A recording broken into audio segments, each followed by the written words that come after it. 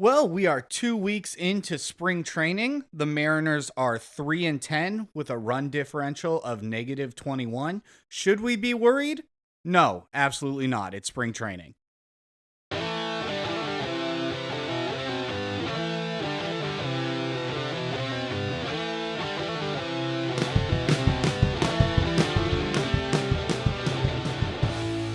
Hello, everybody. Welcome back to the Sogcast. I'm Patrick. I'm Matt. I'm Garrett. I'm Nate. We are 2 weeks into spring training and 3 weeks out from the season? It's coming up quick. The Mariners are having their struggles in spring training, and there's no reason to be worried about it at all. Like, if you're like, oh, they're dropping quite a few games, it's literally spring training. Pitchers are working on pitches, trying out new stuff, locations. It's a lot of subs, backups, AA guys getting work. And I have noticed when our starters have been in, they have been producing. Cal Raleigh has had a few home runs. Haniger, Garver hitting bombs. Our starting pitching has been pretty good for the most part. Wu had a nice game against the Angels the other day. It's spring training for a reason. These guys are literally just out there practicing and getting work in. There's nothing to be concerned about. We are looking forward to opening day on March 28th, a glorious Thursday. I can't wait. In the Pacific Northwest. Yeah, we're starting the season out here. 4 games against the Red Park. Sox. The Red Sox, yes. It'll be fun. The Red Sox are coming to town, and I think that's a good way to start the season. There's always a lot of Boston fans in Seattle, which is fun too. And I myself am a Boston fan. Trader. I can't help it, man. Have you ever brought up your family ties to the Boston Red Sox on the pod? I think we talked about it one time. Let the people know. Well, my great-grandpa was on the 1946 Red Sox. That's awesome. And That's so played cool. in That's the World cool. Series against the Cardinals. He wasn't all that, but he had a few hits, played some innings in the World Series, helped get him there. It was cool. Yeah, He played in a World Series game. He sure did. You know what's crazy is position did I he don't play? even think I didn't know that. He Are you played insane? We talk about this all the outfield time. and catcher. Outfield and catcher. Cool. That's awesome. That's so cool. Yeah, his Oh. name name was Johnny Laser, if you want to look him up. That Yeah, doesn't fuck. even sound real. Okay, L-A-Z- now this story is out the window. Lazor. No, it was not. Yeah. No. So I can't help but be No shot. No, hold a on. Red Sox fan. Whoa. Johnny This- Laser? This is Johnny a detail Laser. I did not know, and that's bullshit. I'm sure he sent a laser off the Green Monster no, Johnny a couple Laser times. is not a real Yeah, I person. feel like the name is new information. I'd heard multiple times about your great grandpa playing on the Sox. Yeah. That was Yeah, his that- name, man.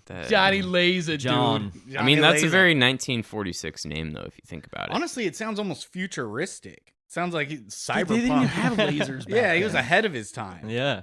And one of my grandpa's best memories was going out and fishing in the bay out there in Boston. My grandpa was probably like What, in the harbor? 3 or 4 years old The and harbor. fishing with the boys out on a boat in the harbor there. Yeah, that's cool. My favorite memory about the harbor is when a bunch of patriots threw a bunch of tea in there. Okay, I thought that was going a completely different direction. That's a pretty good one too. I just Many love this things country. happen. Was in your that great harbor. grandfather also there for that as well? I don't know about what year he was born in, but I don't think so. Was it 1776? Yo, get this tea out of this goddamn harbor. You know, I'm baseball. Johnny Laser. I'm here to- Johnny Laser and I don't fuck with tea in the harbor. Here to play baseball for the Sox. Not throw tea in a harbor. Yeah, my memory of meeting him was always he was in his room hanging out, chewing tobacco and spitting it into a coffee can and watching the Red Sox on TV and listening to the Mariners on the radio. And like he was What a pretty old at legend. That's that awesome. point. You know, he was kind of like in his bed most of the time, but like that all my memories of him were just hanging out in his Sox hat, watching the Sox, listening to the Mariners and chewing tobacco into a can, man. It was cool. Did he have one of those forever passes that gets you into any game? I have no idea. Oh, that'd be really cool to know. Yeah. Sorry to completely derail the podcast. Yeah, well, No, hey, that was that's awesome. really cool. That was sick. Well, we're starting the season off against Boston here in Seattle. So, I'm excited for the actual season to start and the lights maybe to we turn can on. Dump some kombucha into the sound in solidarity. I got my tickets to opening day, my 32nd consecutive opening day, keeping that streak alive. Let's go. Mariners King. Mariners won last year on opening day, and then I think won like 2 more games the rest of the month. I mean, obviously it wasn't that bad, but man, those opening month woes were brutal last year. Yeah, I just really want things to get started on the right foot, and see what this team can do right away. I don't know how much settling in there needs to be. Last year, I feel like it was just a struggle for a couple months. It was hard to tell what this team was going to be. And this year, I think we see the potential, and even though they've only won 3 games in spring training, I don't think that matters very much, because when the lights turn on is when things start happening. Like I said last year, JP had 1 hit in spring training and got MVP votes. Like, when the lights turn on is when the real baseball happens. Logan Gilbert doesn't get blown up for 6 runs in like 2 innings like he does in spring training. They're just working on things. And the most important thing to me is most of our core is staying healthy. We do have a couple injuries that we need to talk about, but at the same time, as long as our main pieces stay healthy, I'm very happy. Oh no, we're 3-10 in scrimmage games. We're talking about practice. We talk about practice. We're still on pace for 162-0. Nobody worry. I would like to see a hot start this year. We've historically pretty much never in my life been a hot start team. In my recent memory. In the podcast era, definitely not. Definitely not. I can't remember 10 years ago, but yeah, no, hot start would be nice. Feels like we always kind of start off, that March, April, May is kind of shaky. June, get some wins together. July, come out banging. But let's just get it started earlier this year. Make our lives a little bit easier, because we're always coming down to the end of the season, right in the mix, few games out. Like, if we just win a few of these early games, it takes a little bit of the pressure off. 100%. I mean, think about it. It was like 2 years ago, we had that massive 14-game win streak before the All-Star break that really boosted the Mariners forward. And then last year was the incredible month of August. And, those months in the near middle end of the season really like put us back into contention from, the brink. But it would be nice if we won a couple games in March and April that we don't need a 14-game win streak to be in contention. I agree with Nate 100%. Like, win early. I know we're notoriously slow. I know we have the marine layer we have to deal with, and it's cold and it's drizzly and it's not fun for the players really, or the fans in the stands. But we need to fare those early waves and keep our head above water, stay above 500 for a significant time in the first couple months until it starts warming up in May and June. Those first couple months really make a difference, right? Like, how long is the season? Realistically, it's April through hopefully into October and November, right? Now. So World those Series. first couple months is actually a big chunk of the season. We think of it as like, okay, we'll see how things start shaking out, and but I think on our team right now, there's a lot of players in the margins that really need to, or want to, and need to prove it. There's room for so much breakout potential here. There's players in all the spots that we need, and there's depth that we're going to have in AAA too, with Cole Tucker and Michael Chavis. We have other dudes to fill in just in case, but there's so much potential to be filled in this lineup this year, where last year felt like we were more unsure with the players that we got, and this year the whole talent pool is almost pushing, like Sam Haggerty and Taylor Trammell are almost pushed out of the talent pool, in my opinion. We're getting to a point where there's more upside. There's a bigger ceiling than we've had in the last few years, and I think that there's a possibility to pop off. I want to see this happen early. We're definitely gonna have 2, 3, maybe 4 guys in AAA that would be starters, or at least like first off the bench players on a lot of other teams, probably 16 out of 30 teams. So that is nice to have. I will say though, Taylor Trammell, this is going to be his year. MVP, 45 home runs, 60 stolen bases. He's going to take the world by storm. I'm a Taylor Trammell truther. I'm so nervous. Why? No, Why? I'm full Why? of shit. No, I'm just saying. and like, also, I was gonna say, he's- take it to the bank. no, he's I'm- also out of options. So if he doesn't make Really? the roster, he'll probably be picked up somewhere else. I wouldn't be surprised if Trammell is no longer a Mariner pretty soon-ish. So honestly. in that case, they DFA him, right? yeah. Because you're forced to. Yeah, you would be DFA'd, and He for sure gets picked up by. Yeah. I mean, there's got to be someone out there that wants him. I no don't doubt. even know who. But, Well, in that case, you know. the smart thing to do is keep him off the opening day roster, keep him in AAA. Because you don't Exactly. start him on the opening day roster, and then if he's out of options, then your only your only thing to do is DFA him. Keep him in the minors until injuries make it so that he's the next guy in line. Honestly, we have 3 left-handed bats in front of him with Luke Raley. We have Dom Canzone, and we have Cade Marlowe. Yeah, Cade Marlowe. So, I mean, Taylor Trammell, to me, it just does not make it over that stack of guys in front of him. And they'll just keep him in the minors until we need him, and then probably DFA him if we have to call him up at some point. And that's Especially fine. the lack of options. That was a good thing to bring up. I didn't know that Me neither. his contract was out of options now. So, yeah, I think strategically the best thing to do, start him off in AAA, call him up when we absolutely need him. Sam No. Haggerty's been a guy that we've been able to kind of rely on to do anything we need him to do for the last few years. Kind of a stopgap kind of guy, but never has really showed out. There's been a couple weeks where maybe he's hot, but he never should have be our DH, which he's been before. I don't think he was awesome in left field. He's pretty athletic. I think he's a natural infielder. He's kind of aging a little bit and getting towards the end of his arbitration to the point where we already have Dylan Moore. We don't need Haggerty. And with Samad Taylor pushing and guys in the minors like Cole Young and also Cole Tucker, really. And there's guys that we have in the wings that we don't really need him either, in my opinion. We don't need too much of a redundancy on our small bench right now. No, I agree, and yeah, they'll probably get picked up somewhere. Haggerty, I can also see Haggerty getting picked up later by a playoff team potentially who wants that speed or just a pinch runner in the playoffs.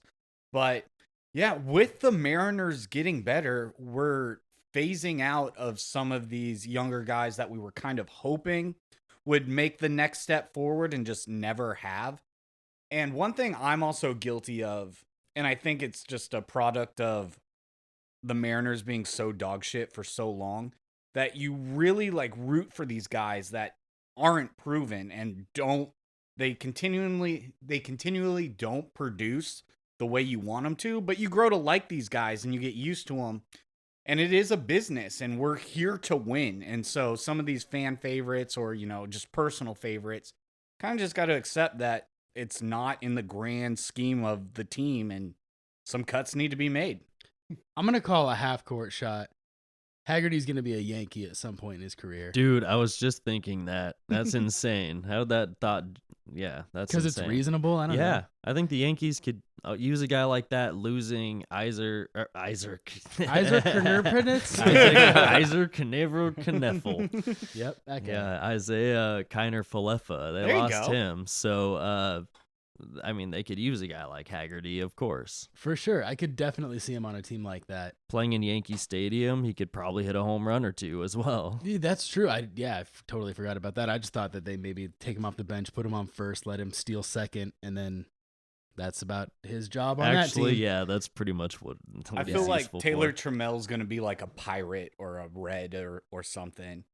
Hey, The Reds already have like a huge young talent pool, but Pirates sounds about right. I could see He him sounds on the like a Pirates. future pirate to me. Maybe a Padre. Speaking of the Reds, one of the Cincinnati Redners. Seattle Redners. There you go. Cincinnati? Seattle. Okay. We can split. Cincinnati. hairs. Yeah, either way. Either way.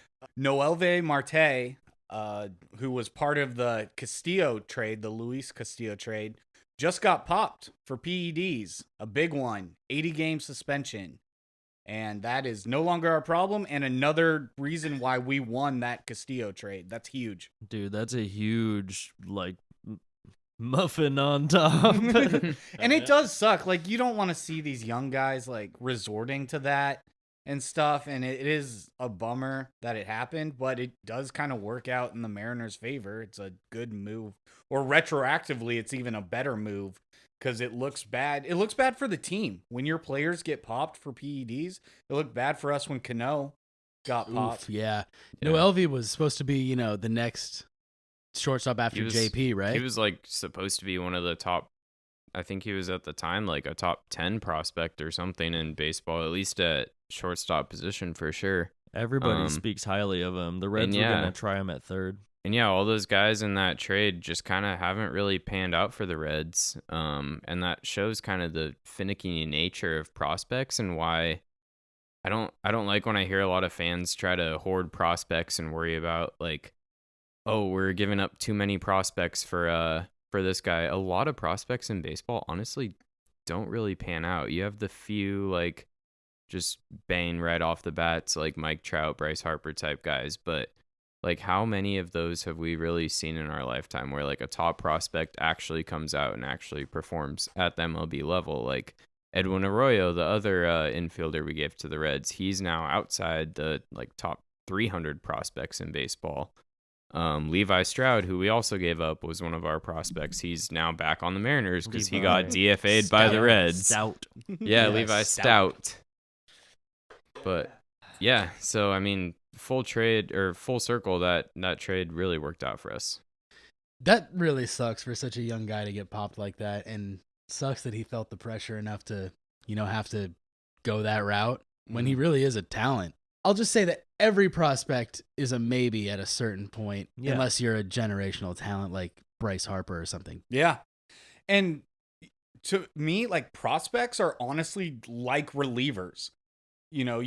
You're like, oh, we have all this faith in them. They should be good and stuff. And they can just fall off. They could just never reach their potential or, have a little bit of a hot start or just never fully develop. And I agree a lot with Nate. And you see it so much from fans of all teams being like, oh, we need to hold on to these prospects. We shouldn't trade these prospects. But you never know. And sure, it sucks when you trade a prospect and they end up having a phenomenal career, but that's the gamble you have to take. And you'd much rather get rid of prospects to build your current talent. I mean, we had Kyle Lewis in our organization for the longest time, and he was the big shot coming in. And then, he just got injured a lot, couldn't really make it in the MLB, right? He's not even in the league anymore. Really? I thought he's he was unsigned right now. I thought he was on the D-backs. Was that He last was year? last year. Oh. Now, and he didn't get re-signed. He's currently a free agent without a home. Damn.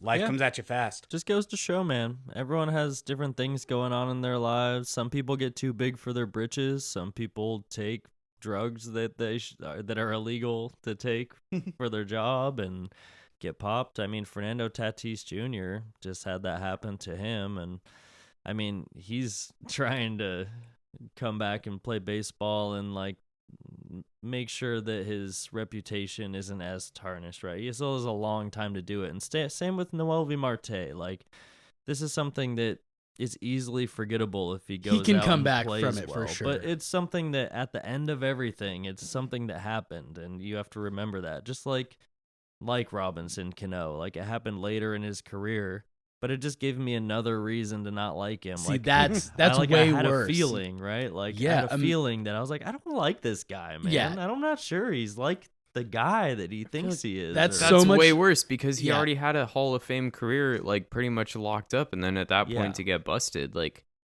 Actually, I don't know what's worse, though, because Noel V. Marte, what if he turns out a Hall of Fame career, but now he's got that little mark, Right. like, beginning of his career, he got busted for PEDs. With the precedent being set from older players getting busted, the younger players are like, oh, I might as well do it now if I'm ever going to do it. And that's kind of what I'm getting get at. the boost. Imagine Noel V. Marte as 31, 32-year-old Noel V.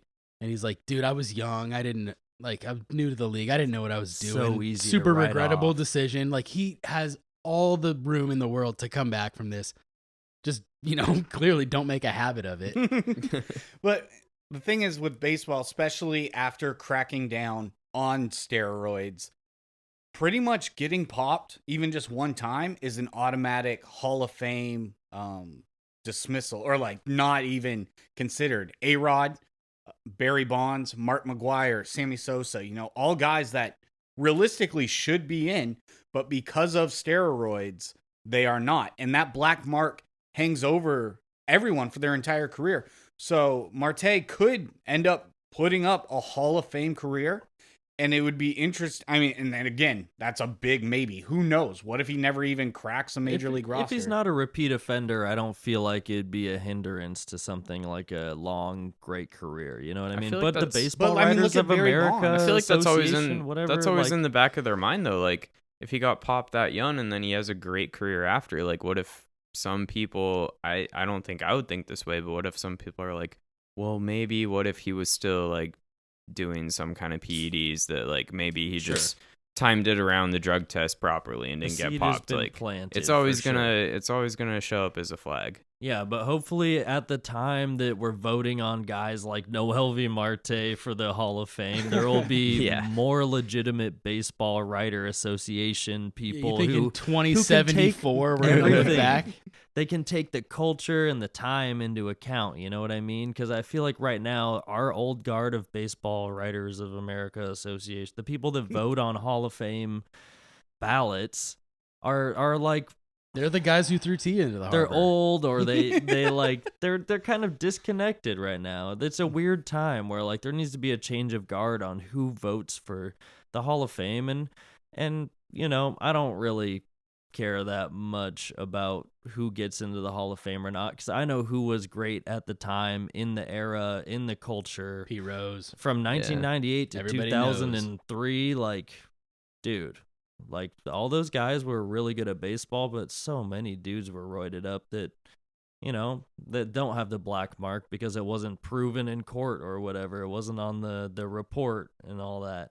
And there's just so much that goes into that. And I just hope that the game can get cleaner and better, and the voters get better, and the Hall of Fame is better over time. And I agree, but I mean, all that to say, like, it shows that it's always worth it to trade prospects for proven MLB guys. Like, that's at the end of the day what this trade is about. We traded prospects, which we kind of haven't really done in the past. We've hoarded them until they turn into, unfortunately, Dustin a Kyle Lewis, a Dustin Ackley situation. Exactly.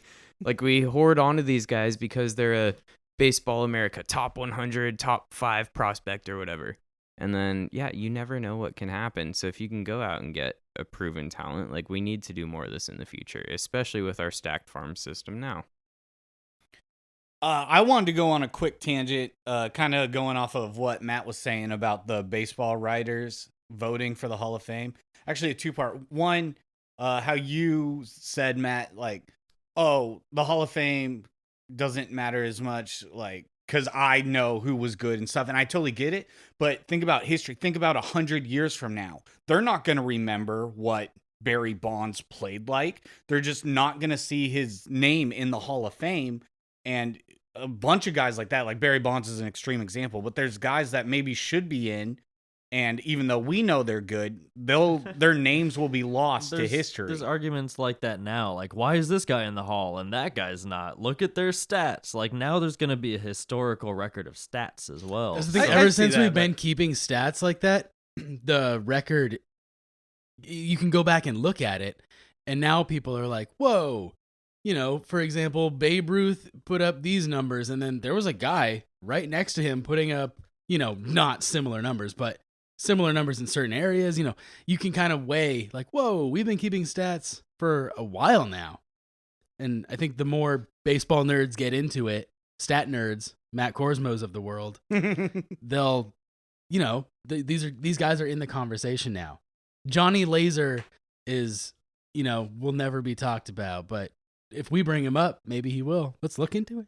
Let's look at his stats, He hit 5 home runs in 45? I pulled up his stats while Matt was talking earlier. Yeah, he had like one season where he did something pretty. He had like a decent average and hit a few homers and whatever.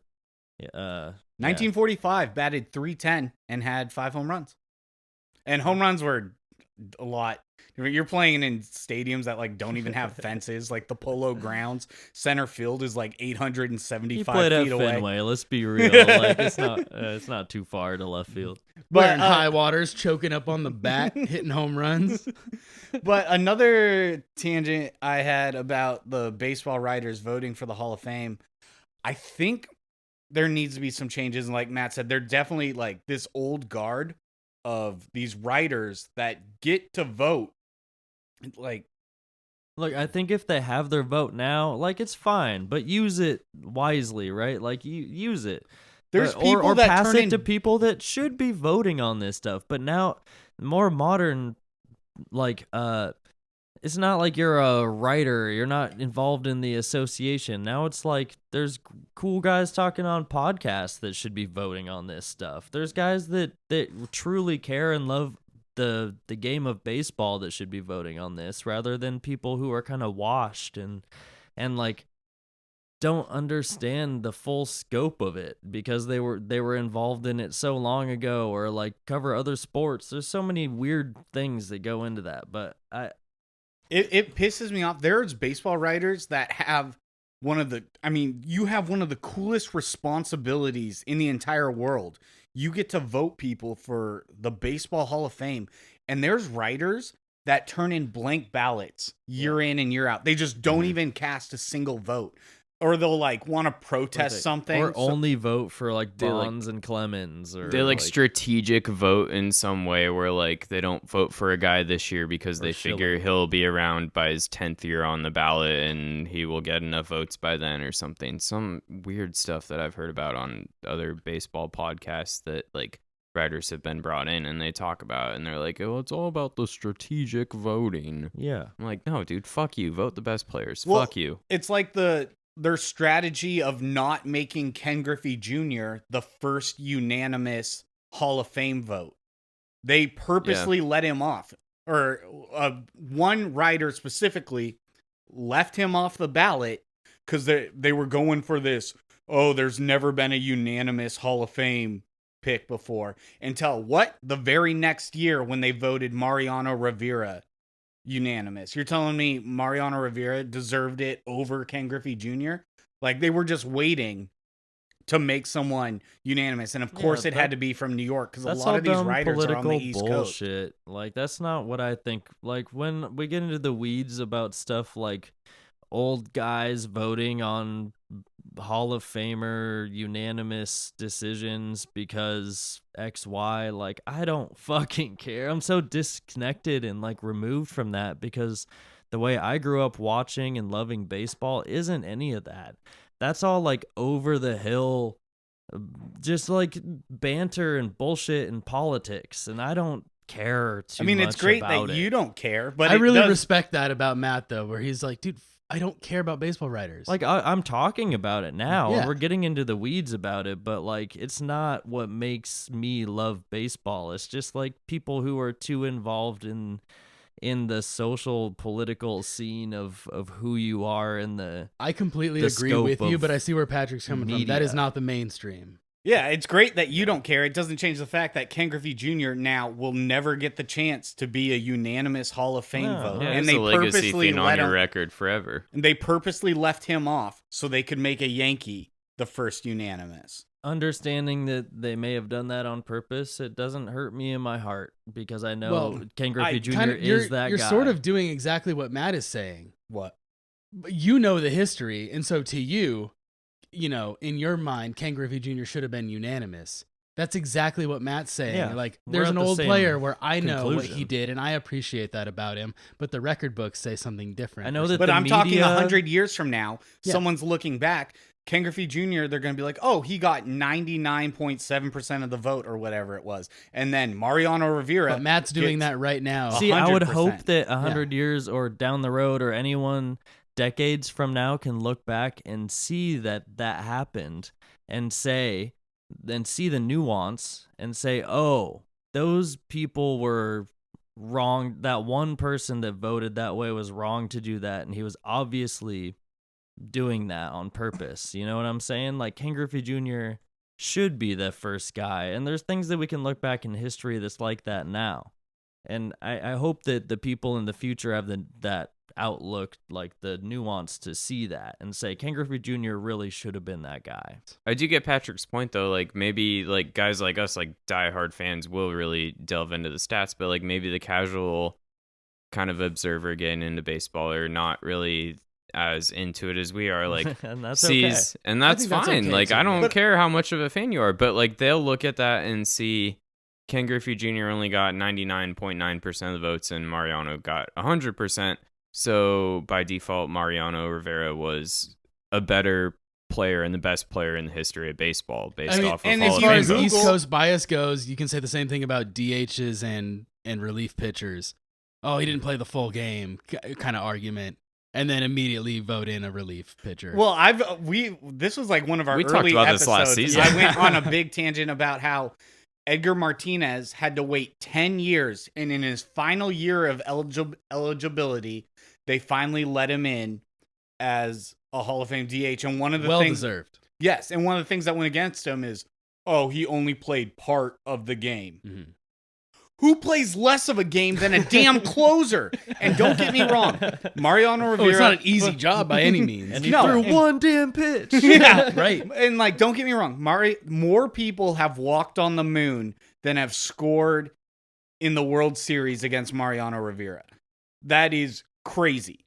And he probably deserved to be unanimous too. I get it. But the point is like Ken Griffey Jr. definitely should have. And you have these writers that purposely push their agenda. And in 75 years from now, if someone uses Google and they go, has there ever been a unanimous Hall of Fame vote? It will say, yeah, Mariano Rivera Was the first. Yeah.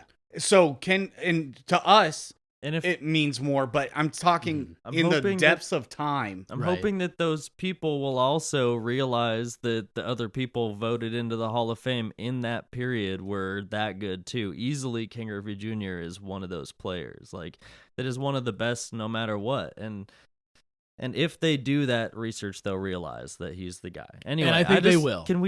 I just want to give a shout out to a guy on another baseball podcast, Baseball is Dead, that is on a hiatus. Justin Havens, J-Hay over there, does a thing where every week they bring up a year who got the MVP, and he does a I full love this breakdown of who segment. got the MVP, and he decides whether he's going to go take it away from them and give it to someone It's else. a really, basically. really good segment. Everybody So, go listen to Baseball is It's Dead. the whole conversation about the nuance of voting, and in the time period, it was like this. They valued this and not this, so they didn't see that. You know, there's a whole cultural difference in every decade about what the voters were looking at and what they valued and who was MVP. There was guys that were not even on the ballot that should have been MVP sometimes. So I just want to give a shout out to a guy like that, and I hope that people have more nuance and will do that research and realize, or there's guys like us that'll tell you that like, he didn't deserve that MVP. I want to go knock on his door and say, let's give it to Ichiro instead of whatever, you know, like same. I like that. I think that there's always going to be, if you have the curiosity to look, you're going to realize that Ken Griffey Jr. should have been a unanimous vote. I don't know. It's frustrating at times. And yeah, like we might be more knowledgeable than most, but if you look at like a casual fan, and you're not a casual fan, and you definitely deal more into stats and stuff than the average person, Matt. I'm just thinking of more of like a general term.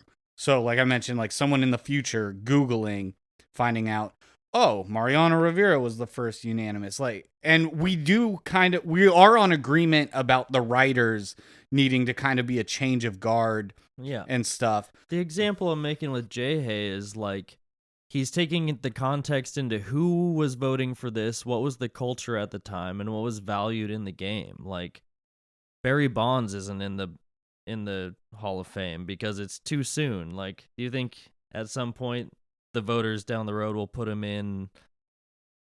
You know what I mean? Like One of those like legacy, Lou or Piniella whatever they just call it, missed it. legacy votes. Yeah. Like I think those guys eventually will be in the Hall of Fame because there will be a better outlook on that era. As far as that era goes, I'm on both sides of it. I want a cleaner game. I also advocate for a separate hallway in the Hall of Fame called, you walk in, there's a big sign that says the steroid era. And you walk down that hallway and you can see all that information. That's a great point. I mean, that's fine. Like Yeah. it or it's a not, part of baseball. It was, right? and it's it was part of history. Put it in there. like it Yes. or not, that's history. Like Yeah. in history Don't in the cover it up world, and- in history in the world, we have to cover some we- things that we can't people talk about. don't like. But like you have to, like, you can't just erase and try to rewrite all It's of this. hard to ignore how huge baseball Mark history. McGwire, Jose Canseco, Sammy Sosa, those guys were roided out of their minds. Dude. Right. They were. And Barry even Bonds. players like Pete Rose. Everyone wants to talk about it, but it's so taboo. Well, But They were the put him in. best, Put him. though. Make Well, him. and also, the Pete Rose At the thing is a time. little bit different. I know it because is. of the stipulation with the gambling on baseball. And I with the old- understand that, but put him in the same hallway with the steroids It's guys. so weird. But back to the scandal steroids thing, I mean, wing, yeah. Yeah. like, Put new wing. multiple pitchers Roger Clemens. have been on steroids too. Like it was Schilling, steroid pitchers David going Wells. against steroid hitters. David Like, Wells, yeah. I mean, it's a dark mark on baseball history for sure, but it's still part of baseball history. You can't just Put or the get picture rid of that. Trevor Bauer with spit and rosin with a ball looking like Spider-Man coming off of his hand. Yeah. Yeah, Just so like- now does every 'cause pitcher we're not that allowed to pitched talk from about that? Yeah. 2016 to 2019 like not get in the Hall of Fame now So- because Different the wing. spider because tack? we had the spider tack issue. Different wing. See, what I'm Yeah, thinking is exactly. it's too soon for all this stuff. We grew up It with is. this stuff, and It it's is too too soon. soon for the grand scope of baseball history. But like years in down the 2 line- decades, Yeah. this conversation will be seen in a different light. This era, it's too soon, man. Like we saw it so recently, and all the people that went through it are Yeah, we still lived alive, through and it. they Yeah. can still talk about it, but they don't. And like, there's still so much weird taboo stuff going on that people don't want to tarnish their reputations, and it's tough because those guys were elite, and I think they would have been great with or without performance enhancing drugs, but it helps. Like, obviously they were better, but they were all doing it like against each other at the same time, and it sucks for the players who never did. It really does, because all those guys were That's the thing. using an advantage want a that clean they were game. able to. It's a tough conversation to have, but like, It's not. was it not crazy to watch when you were Yes. 10 years old and everyone was going absolutely nuts? The offense was insane, and Barry Bonds was hitting it into Covey Cove every fucking day. Like that's insane, man. Like, it makes me feel something special about that time of baseball that I Dudes don't in know. kayaks It was were just backing up. That's just what it. That's Put just it in what the it was. hall. And I wasn't old enough to realize the whole scope of what they were doing, but it was really fun to watch. Mark McGwire, Barry Bonds, And the thing is, Sammy Sosa, Ken Griffey Jr. was never. He was in the race in 1998 for like most of the season, and then fell out like in like July or August Because he wasn't those- using. Yeah, because those guys were absolutely on another planet. And that's where he messed up. But Griffey had If- like 56. I'm just kidding. that I year. don't He believe still that. had 56 or something. The thing is, that era of baseball, like, let's be real, baseball is not the most popular sport, but in that time, in the 90s and early 2000s, with steroids going on, the game was as popular as it's ever been since, like, the guys were in the 20s and they were coal miners and they had no forms of entertainment, so they would go to Fenway for a nickel, like... Baseball was finally cool. Yeah, baseball was really cool. Everyone was, I mean, it was very popular for the game. And yeah, I agree. Like, if you want to put an asterisk into the Hall of Fame, so be it. That's Do fine. it. But also what pisses me off is Bud Selig, the commissioner of baseball at that time. You don't think he didn't fucking know what was going on? You think he was blind that all these stars are now hitting 60, 70 home runs a year? He knew exactly what was going on, and he didn't do shit about it because it was good for the game. Now, years later, it's only the players getting punished for that. And so steroid users, honestly, throw an asterisk, but put them in the hall. They deserted, they impacted the game. They were famous, and they should be in the hall of famous baseball players. Yeah, Patrick, I don't think we've ever agreed on anything before. This is the first time we've ever I'm glad agreed you on said something. that, Patrick. That was That's- cool, man. Dude, that's okay. This is a thing for me. You and I have been friends since what, first grade? We go back. We've never agreed. This is the first time. I'm Everyone surprised can listen Patrick to it. is on this side. Me too. Are you slightly on this side of the line of like, yeah, eventually put these guys in there as Put their 'em own in. little- I think they should be in now. Put the honestly. asterisk. Okay. Put a fucking asterisk. But Vote for Barry Bonds. Vote for Roger Clemens. I mean, That's what Barry you're Bonds saying? already reached his 10 years. He can't. I know, No, but make I'm a saying separate like, vote. Yeah.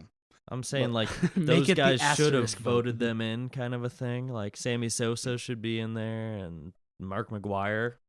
All of them. Man, yeah, I mean, I think so. Cano. Honestly, like I don't Put care. Cano in it. Include all of them I'm- because I'm fine with it. I don't think it should matter that much, to be honest.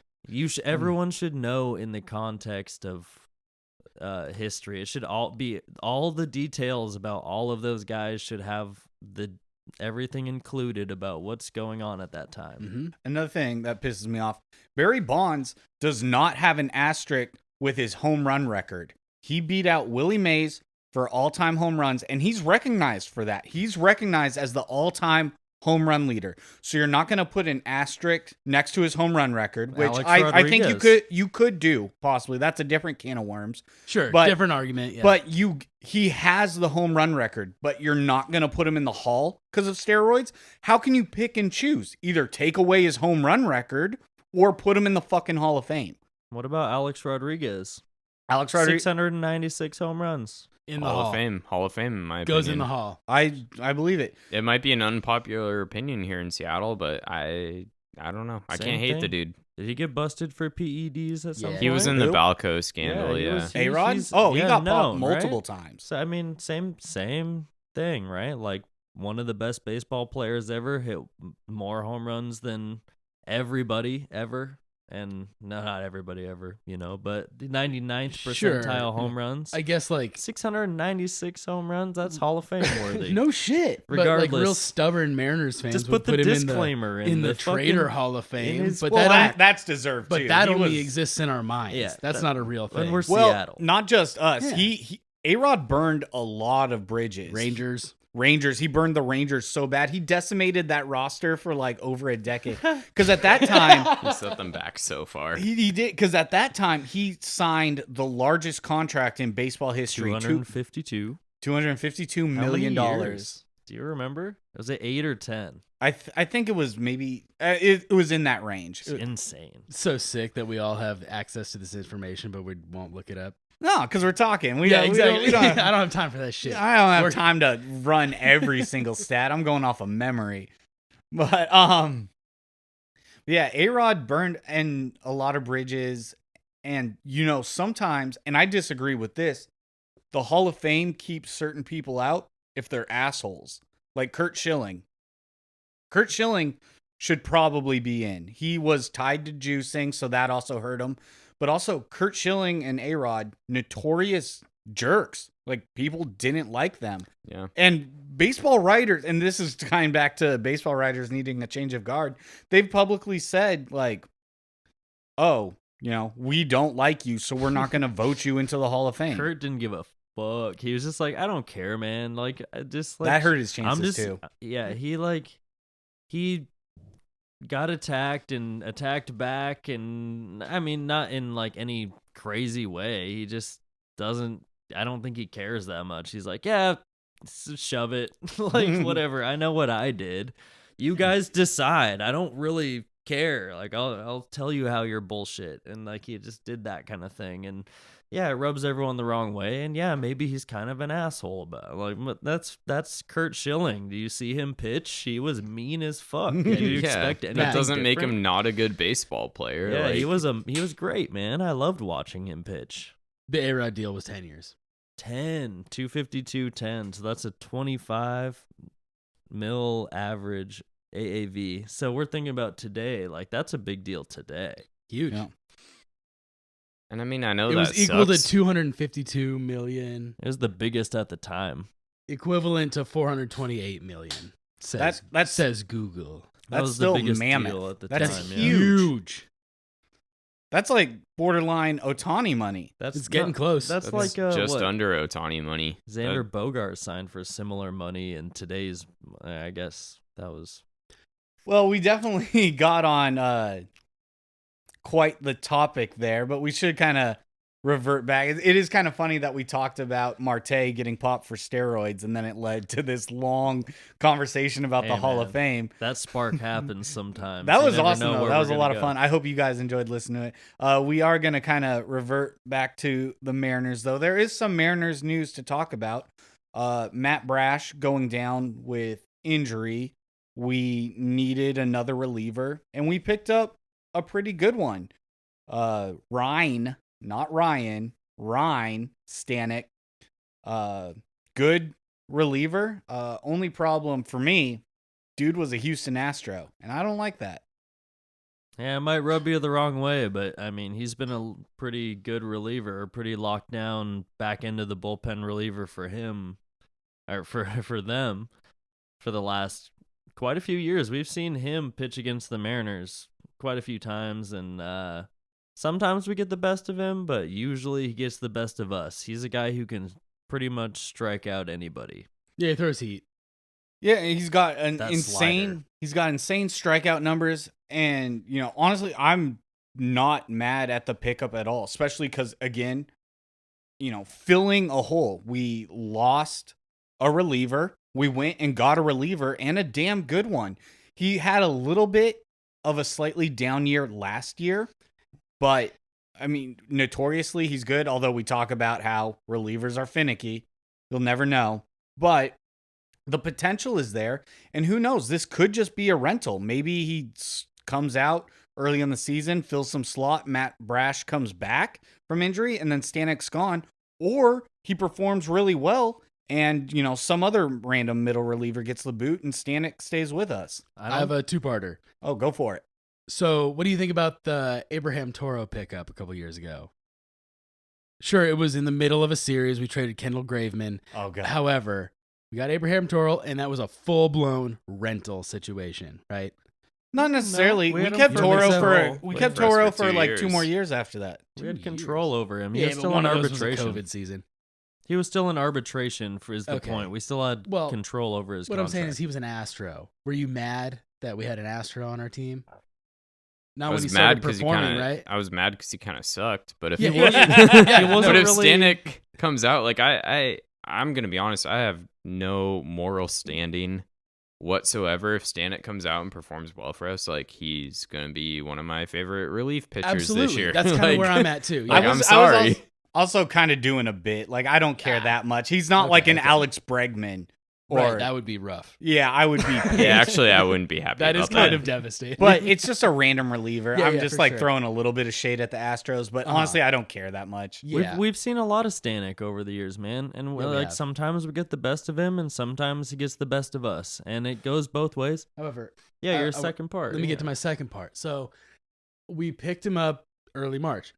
I feel like if he is a rental, we paid, what is it, $4 million for a year?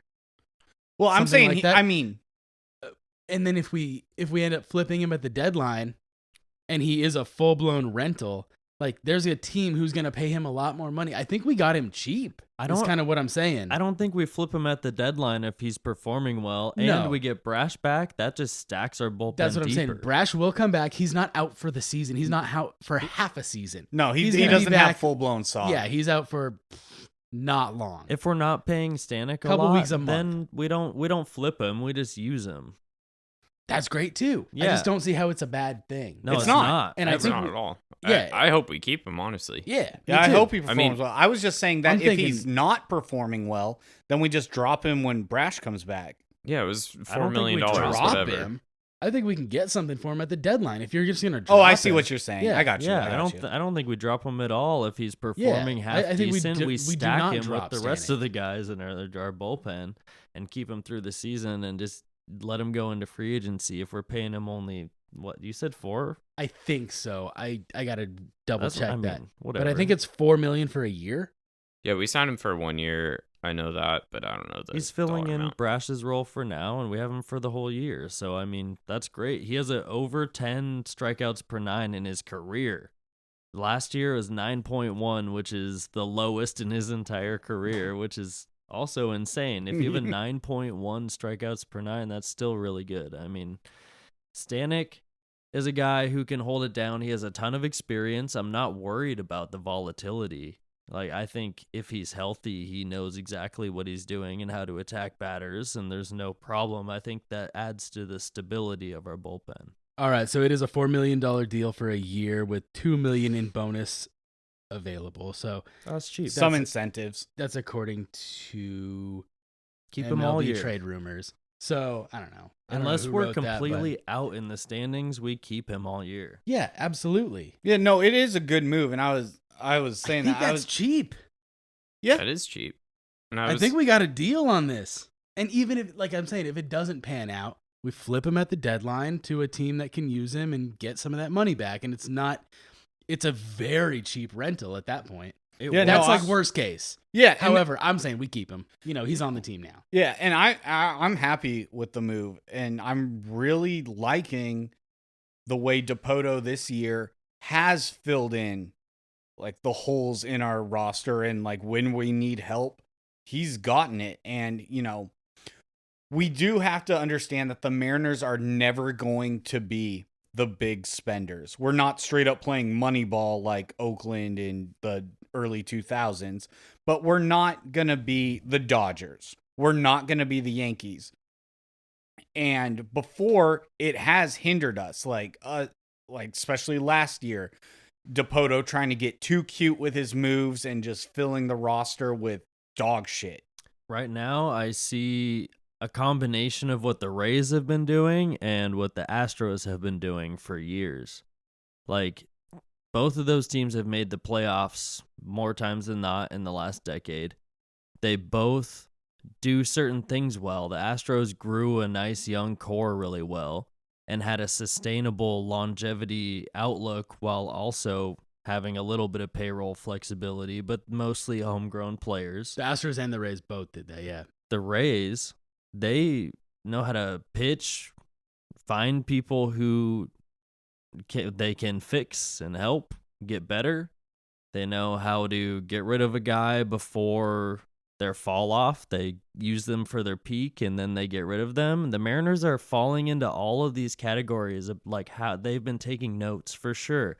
And I like that they didn't spend on the free agent market as big as they could have with, you know, Chapman and Bellinger and all the big guys on the market. They didn't go out and spend too much. Jordan Montgomery's still out. Like, we're not doing that. We're not getting Snell. I think it's set smart. in stone now that we're not getting Montgomery after the Stanek pickup. Oh, yeah. No. It's smart that the Mariners also have their prospects in place still. Like, that we still have players coming up. We have both direction. Like, the Mariners go out and find that second tier market and they find the peripherals they like that fit with what we need, and they go get that guy.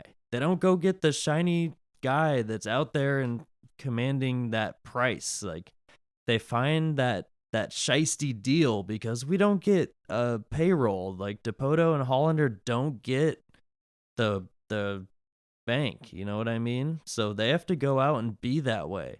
And having Luis Castillo at the top of our rotation is the shining piece in that whole, everything I just said. Luis Castillo at the top of our rotation is the best example of that.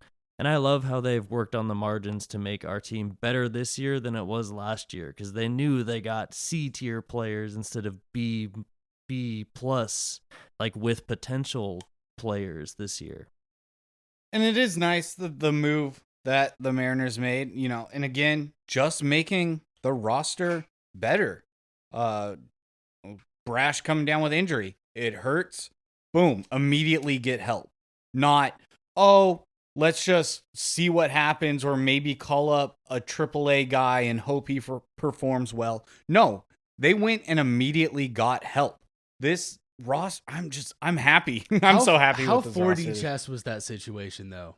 Not really. I mean, No? it's kind of 3D chess. We're playing on the board because It's normal chess. like All right. the question last week from our fan was Andrew.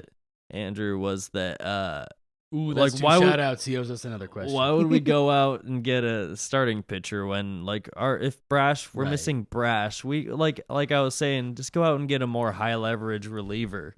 That's the market we're looking at. And yeah, we get a 33-year-old guy that's proven he can do it because we already have enough wild cards in our bullpen. You know what I mean? We're already kind of relying on some dudes to hold down a thing that we're not sure that they've done over a certain amount of time. And Stanek is the guy that can For really sure. hold it down. Yeah, because because we know Brash and Santos aren't starting the season, but they're not far along. I don't it's- want to compare. It's not half season shit. Right. So we need the role. We got the role. We got a good guy to do that. I don't want to compare him to Seawald, but he can close out some games. I think he's Absolutely. going to close out some games as well as the. I don't know if they'll Munoz put and him in that Brash. situation. They want Munoz there. I think they'll do both. That'd be interesting. They Yeah, I might. think they will. Nate, what do you think? Stanek closing games?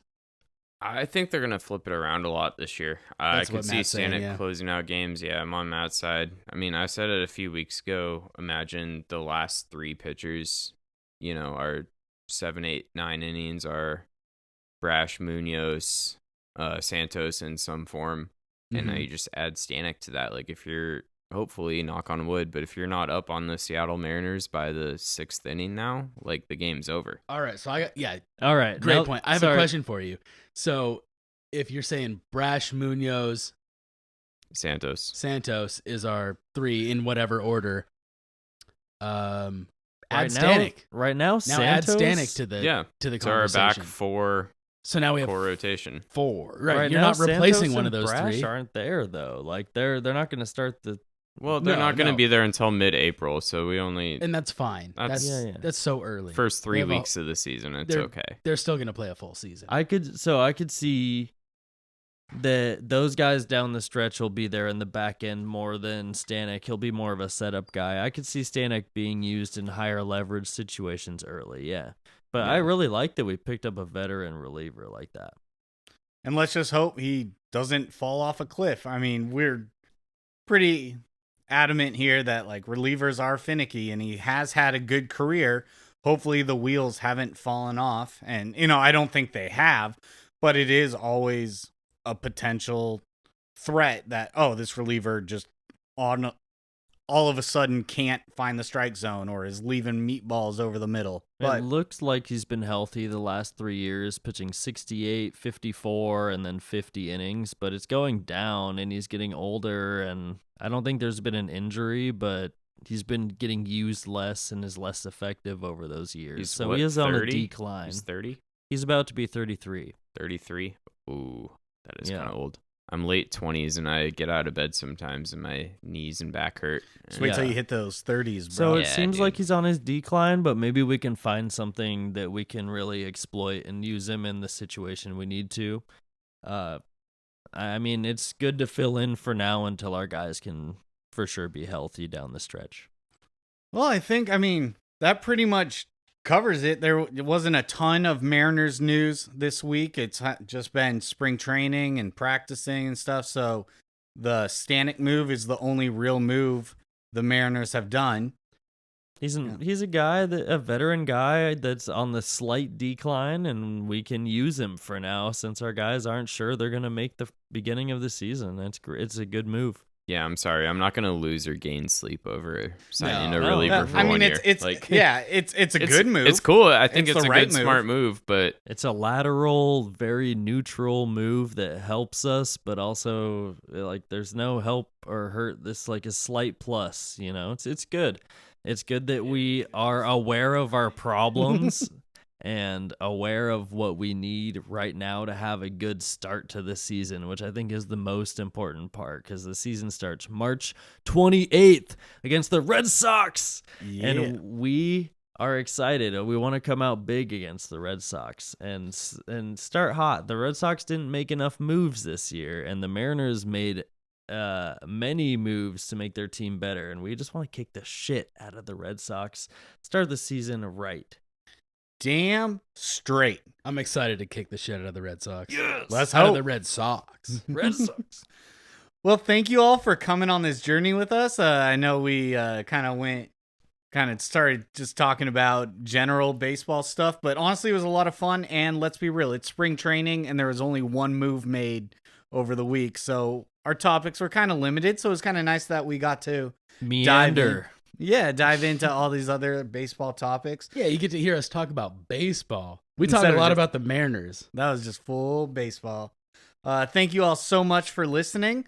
As always, make sure to like, comment, subscribe, share, tell your friends, send us a question. We'll always talk about it on the pod. We know you have friends, family members who like the Mariners. Tony, Scott, somebody, send us Send them send us our a way. question. If you're wondering about something we said, didn't elaborate, anything we haven't talked about. My brother is a Mariners fan. Well, Cameron. subscribe then. Come on, hit the subscribe button. It's free. It's It right costs there, you nothing. dude. You don't even have to watch. Turn on notifications so you Don't know even when do we- that. Why not? Hit subscribe. Give us an extra numbers. We'll feel good about it. Tell your friend that likes baseball. Thank you in advance. Thank you all for listening, and we'll be back next week with more Mariners news. And as always, as we're out, Go